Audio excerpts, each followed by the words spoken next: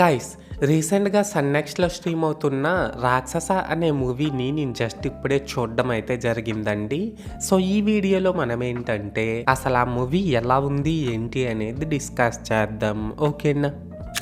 అయితే ఇక్కడ first of all ఈ మూవీలో స్పాయిలర్స్ లేకుండా బేసిక్గా స్టోరీ లైన్ ఏంటంటే గైస్, మన హీరో ఏమో ఒక పోలీస్ ఆఫీసర్ అన్నమాట. తను పనిచేస్తున్న స్టేషన్లో ఒక బాక్స్ ఉంటుంది అండ్ ఆ బాక్స్లో బంధించిన ఒక బ్రహ్మ రాక్షసుడు కూడా ఉంటాడు. అయితే ఇక్కడ ఏంటంటే గైస్, అసలు ఆ బాక్స్ ఆ పోలీస్ స్టేషన్లో ఎందుకుంది, మన హీరోకి ఆ రాక్షసుడికి మధ్య ఉన్న సంబంధం ఏంటి, అండ్ లాస్ట్కి మన హీరో ఆ రాక్షసుడితో ఎలా పోరాడతాడు, ఇలాంటివన్నీ కూడా మనమైతే మూవీలో చూడాల్సి ఉంటుంది.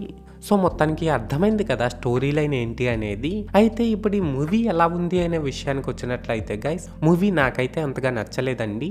అండ్ ఇప్పుడు ఈ మూవీలో నాకు కనిపించిన ప్లస్ పాయింట్స్ ఏంటంటే, దీని డైరెక్టర్ ఎంచుకున్న పాయింట్ అయితే చాలా బాగుందండి. అలాగే ఇందులో cinematography, camera angles, production values ఇవన్నీ కూడా పర్లేదు, డీసెంట్ గానే ఉన్నాయి. లాస్ట్ గా ఏంటంటే గైస్, ఎలాంటి అడల్ట్ కంటెంట్ లేదు కాబట్టి ఇందులో దీన్ని ఫ్యామిలీతో చూస్తాము అనుకుంటే చూసేయొచ్చు అన్నమాట. సో మొత్తానికి ప్లస్ పాయింట్స్ విషయానికి వచ్చినట్లయితే ఇదన్నమాట మ్యాటర్. అండ్ ఇప్పుడు ఈ మూవీలో నాకు కనిపించిన మైనస్ పాయింట్స్ ఏంటంటే గైస్, దీని డైరెక్టర్ ఎంచుకున్న పాయింట్ అయితే బాగానే ఉన్నప్పటికీ దాన్ని ఎంగేజింగ్ గా ప్రెజెంట్ చేయడంలో తను 100కి 200% వరకు ఫెయిల్ అయ్యాడనే చెప్పాలండి. హారర్ అని, మైథాలజీ అని, టైమ్ లూప్ అని ఇలా ఒక 3 రకాల ఎలిమెంట్స్ ని మిక్స్ చేసి మూవీని గబ్బు చేస్తాడనమాట. మూవీ రన్ టైం నియర్లీ 2 గంటలే అయినప్పటికీ కూడా మనమేదో 5 గంటల మూవీని చూస్తున్నంత లాగీ అండ్ బోరింగ్ ఫీల్ అయితే మనకు కంపల్సరీగా కలుగుతుందండి. సో దీన్ని బట్టి మీరే అర్థం చేసుకోవచ్చు మూవీ ఎలా ఉంది అనేది. ఇంకా ఇందులోని ఎమోషన్స్, హారర్ ఎలిమెంట్స్ ఈ రెండు అస్సలు వర్కౌట్ అవ్వలేదన్నమాట.